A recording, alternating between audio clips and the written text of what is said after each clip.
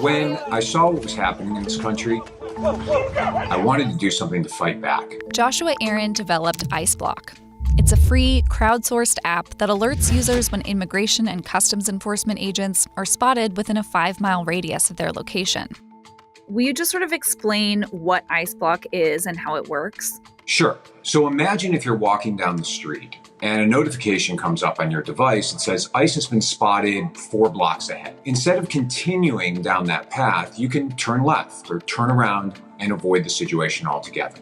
Aaron grew up Jewish and has a background in tech, music, and activism. He says he sees parallels between the Trump administration's immigration crackdown and Nazi Germany. We're literally watching history repeat itself. And so I thought, what if there was an early warning system? And that's what became ICEBlock. I'm looking at LA now. I'm seeing one in East Hollywood. And then as I zoom out, it's showing me a few others.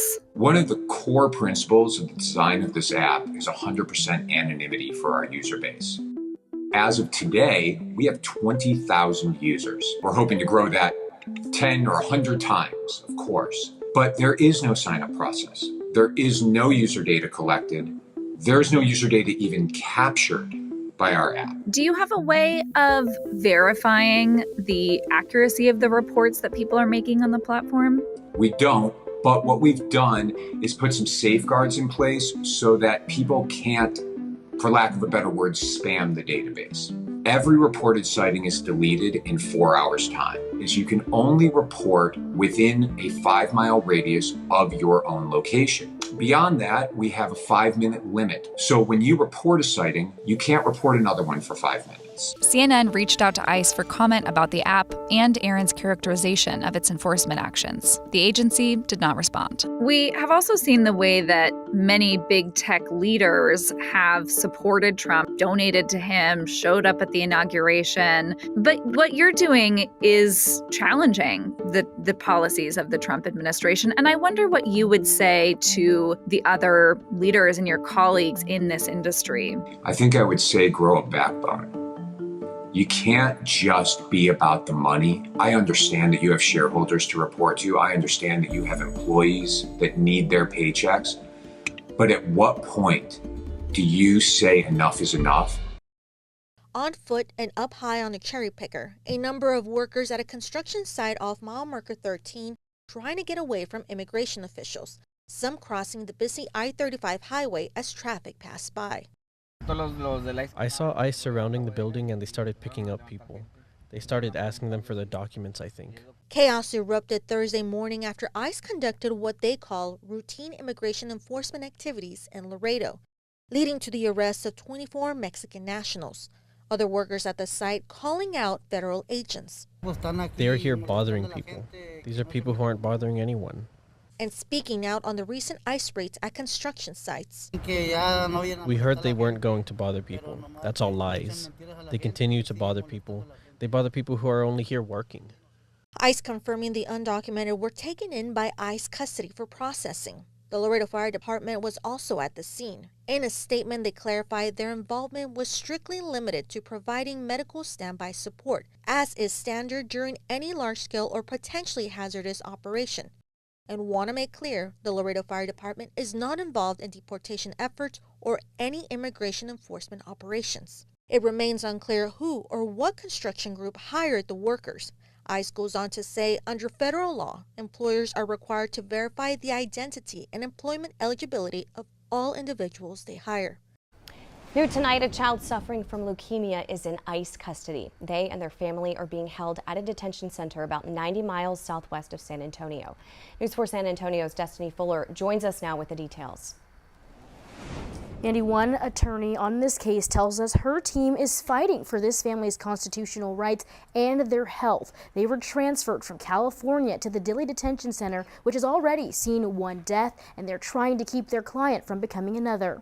A new federal lawsuit against ICE and DHS, attorneys with Texas Civil Rights Project, RISIS, and the Columbia Law School Immigrants' Rights Clinic claim a woman and her 2 children had their constitutional rights violated. They were arrested outside of an immigration court despite having an active asylum case. Unfortunately, is not a unique situation. This is happening all across the country right now. A lot of times we hear the rhetoric that immigrants need to, quote unquote, do it the right way, and this is the family who did exactly that. The mother, who the suit refers to as Miss Z, was at court with her 2 children in California when their case was suddenly dismissed. The 3 were arrested shortly after by ICE. They were seeking safety, and they were admitted into the United States, paroled in to be able to remain in the country during the duration of their case, and the government made a determination that they didn't have to be detained. They're currently being held at a detention center in Dilley. The family is really struggling. Both children have been crying daily and praying to God for their release, that they can be let out soon.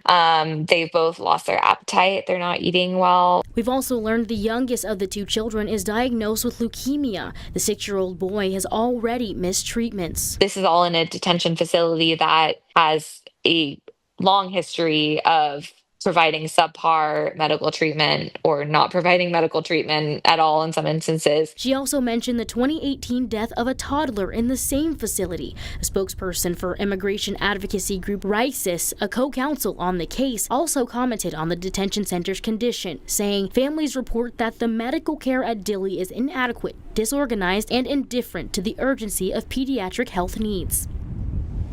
Gibson Kumar tells us the legal team is already seeing forward progress in the case, telling me just yesterday a judge ordered responding groups to give an answer by July 1st. We reached out to ICE and DHS officials for a comment on the case. Their spokesperson said that they received our request but couldn't meet our deadline. We'll let you know what they say when we hear back. Reporting in studio, I'm Destiny Fuller.